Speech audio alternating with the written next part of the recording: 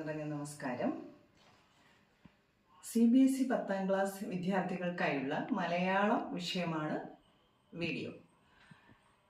CBSE പഠിക്കുന്ന വിദ്യാർത്ഥികൾക്ക് 10ാം class വിദ്യാർത്ഥികൾക്ക് മലയാളം കുറച്ച് ക്ലേശകരമായി അനുഭവപ്പെടാറുണ്ട്. അത് എങ്ങനെ ഒഴിവാക്കാം, വളരെ രസകരമായി മലയാളം എങ്ങനെ പഠിക്കാം എന്നതിനെ കുറിച്ച് കൂടിയുള്ളതാണ് ഈ വീഡിയോ. 10ാം ക്ലാസ് വിദ്യാർത്ഥികൾക്ക് 3 ടെസ്റ്റുകളാണ് പഠിക്കാനുള്ളത്. കേരള പാഠാവലി, അടിസ്ഥാന പാഠാവലി, കൂടാതെ ഒരു നോൺ ഡീറ്റെയിൽഡ് ടെസ്റ്റ് കൂടിയുണ്ട്. അത് ചട്ടമ്പി സ്വാമികളുടെ ജീവചരിത്രമാണ്.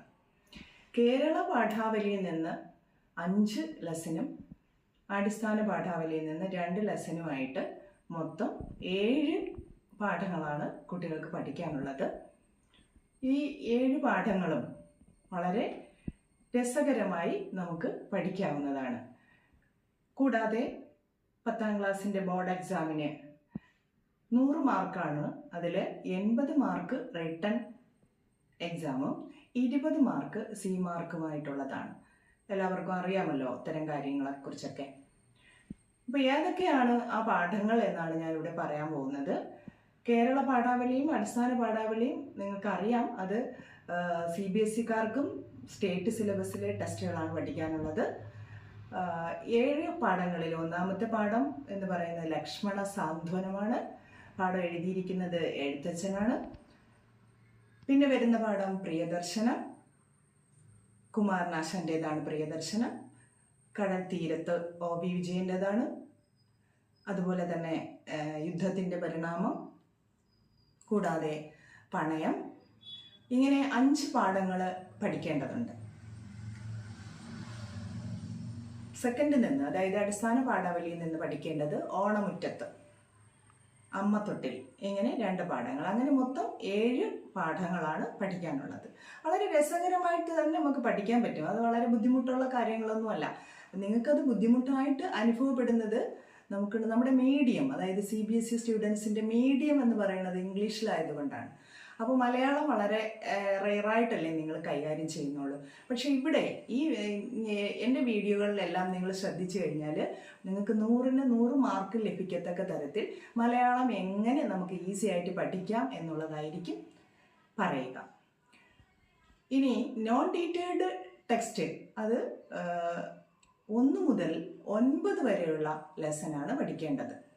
1 മുതൽ 9 വരെയുള്ള ലെസനാണ് പഠിക്കേണ്ടതെങ്കിലും വളരെ രസകരമായ ഒരു ജീവചരിത്ര ഗ്രന്ഥമാണ് ചട്ടമ്പി സ്വാമികളുടെ ജീവചരിത്രം.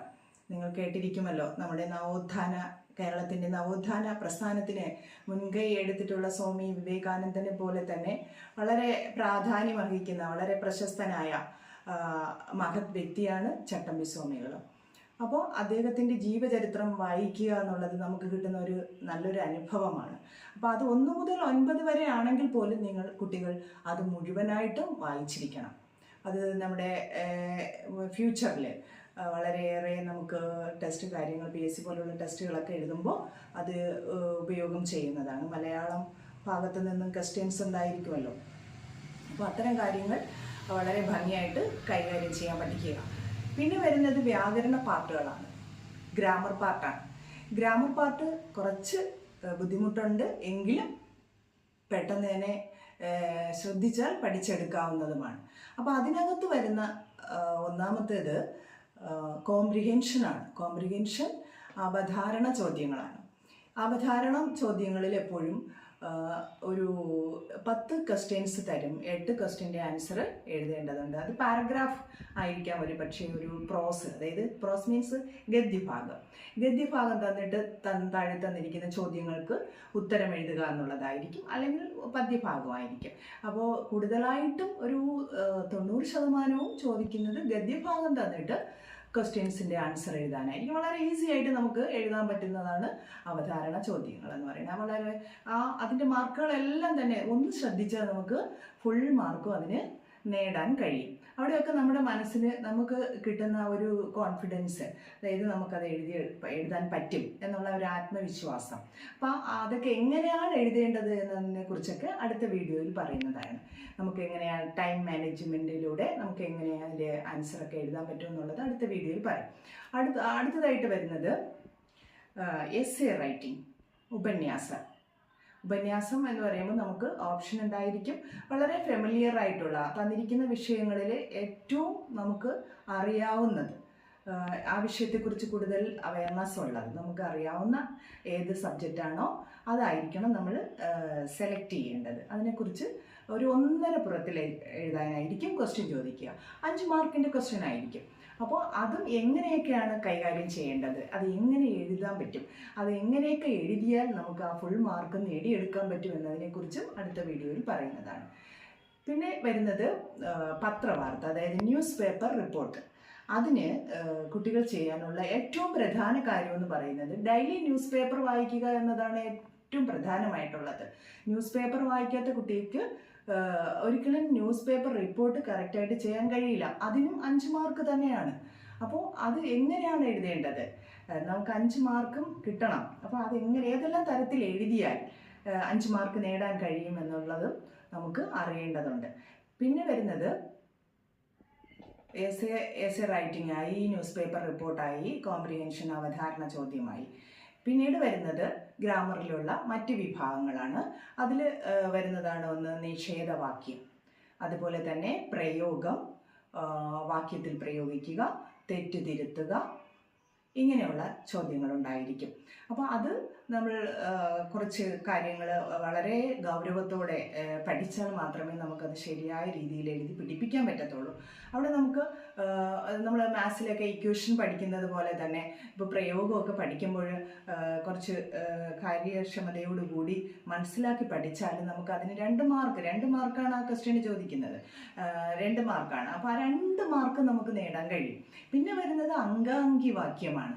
അപ്പോൾ അങ്കാംഗി വാക്യം എന്ന് പറഞ്ഞാൽ ഏറ്റവും എനിക്ക് തോന്നുന്നു കുട്ടികൾക്ക് ഏറെ ഇഷ്ടമുള്ള ഒരു വ്യാകരണ ഭാഗമാണ് അങ്കാംഗി വാക്യം. എല്ലാവർക്കും ശരിയാക്കാൻ പറ്റുന്നതാണ്. അപ്പോൾ അതെങ്ങനെയാണ് ആ 2 മാർക്ക് നേടാൻ കഴിയുക? അപ്പോൾ അത് കഴിഞ്ഞിട്ട് വരുന്നതെന്ന് പറയുന്നത് MCQ മോഡൽ ക്വസ്റ്റ്യൻസ്. MCQ എന്ന് പറഞ്ഞാൽ എന്താ, മൾട്ടിപ്പിൾ ചോയ്സ് ക്വസ്റ്റ്യൻസ് ആണ്. അപ്പോൾ അത് ഓപ്ഷൻ ഉണ്ടായിരിക്കും. ഇതെങ്ങനെയാണ് നമ്മൾ കണ്ടെത്തേണ്ടത്? അപ്പോൾ ശരിക്കും പറഞ്ഞാൽ കുട്ടികൾ ചെയ്യാനുള്ളത്, നമുക്ക് പഠിക്കേണ്ട ഓരോ ലെസനും, നമുക്ക് 7 ലെസനേ പഠിക്കാനുള്ളൂ. വളരെ ഈസി ആയിട്ട് തന്നെ നമുക്കത് പഠിച്ചെടുക്കാനും പറ്റും. അപ്പോൾ ഓരോ ലെസൺ പഠിക്കുമ്പോഴും ആ ലെസനകത്ത് നിന്ന് ചോദിക്കാവുന്ന പരമാവധി MCQ മോഡൽ ക്വസ്റ്റ്യൻസ് കണ്ടെത്തണം. ആ ക്വസ്റ്റ്യൻ കണ്ടെത്തുക കൂടാതെ നമ്മളതിൻ്റെ ഉത്തരവും കണ്ടെത്തണം. എങ്കിൽ മാത്രമേ നമുക്ക് ഓരോ ക്വസ്റ്റ്യൻ്റെയും ശരിയായ ഉത്തരം, ക്വസ്റ്റ്യൻ പേപ്പറിൽ തന്നെ ഓപ്ഷൻസ് ഉണ്ടായിരിക്കും, കറക്റ്റായിട്ട് എഴുതി നമുക്ക് മാർക്ക് നേടാൻ കഴിയത്തുള്ളൂ. അപ്പോൾ അതിന് ഏറ്റവും പ്രധാനപ്പെട്ട ഒരു സംഗതി എന്ന് പറയുന്നത് ടെക്സ്റ്റ് വായിക്കുക എന്നുള്ളതാണ്. നമുക്കൊരിക്കലും ഒരു ഗൈഡിനെ ഡിപ്പെൻഡ് ചെയ്തുകൊണ്ടോ അല്ലെങ്കിൽ ടീച്ചേഴ്സിൻ്റെ നോട്ട് കൊണ്ടോ ഒന്നും മാത്രം ഒരിക്കലും MCQ മോഡൽ ക്വസ്റ്റ്യൻസിൻ്റെ ആൻസർ ശരിക്കും എഴുതാൻ പറ്റത്തില്ല. സെൽഫ് റീഡിങ്, സ്വന്തമായിട്ട് അത് വായിക്കുക, മാത്രമല്ല ക്വസ്റ്റ്യൻസ് കണ്ടെത്തുകയും ആൻസർ അതിനോടൊപ്പം എഴുതുകയും ചെയ്തു പോരണം. ഇത് റൊട്ടീനായിട്ട് നിങ്ങളുടെ ടീച്ചേഴ്സൊക്കെ നിങ്ങളുടെ ക്ലാസ്സിൽ പഠിപ്പിക്കുമ്പോൾ ലെസൺ വീട്ടിൽ കൊണ്ടുപോയി കറക്റ്റിന് വായിക്കണം. വായിക്കുന്ന കുട്ടികൾക്കാണ് ഫുൾ മാർക്ക് നേടാൻ കഴിയുന്നത്. വളരെ ഈസി ആയിട്ട് നേടാൻ പറ്റുന്നതാണ് MCQ മോഡൽ ക്വസ്റ്റ്യൻസ് എന്ന് പറയുന്നത്, അതിൻ്റെ ആൻസർ കണ്ടെത്താൻ പറ്റുന്നത്.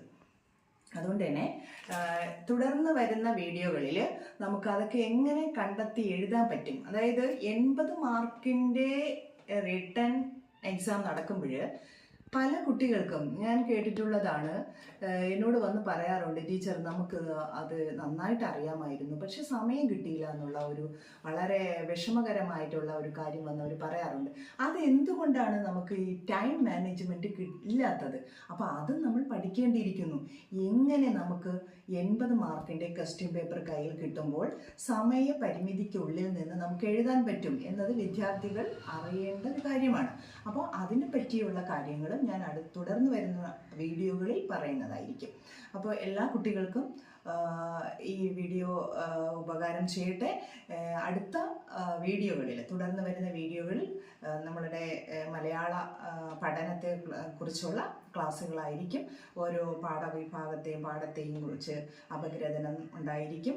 അതുപോലെ തന്നെ എങ്ങനെ നമുക്ക് ഫുൾ മാർക്കും നേടാൻ കഴിയും എന്നതിനെക്കുറിച്ചും വീഡിയോകൾ ഉണ്ടായിരിക്കുന്നതായിരിക്കും. ഇന്നത്തെ വീഡിയോ ഇവിടെ അവസാനിക്കുകയാണ്. നന്ദി.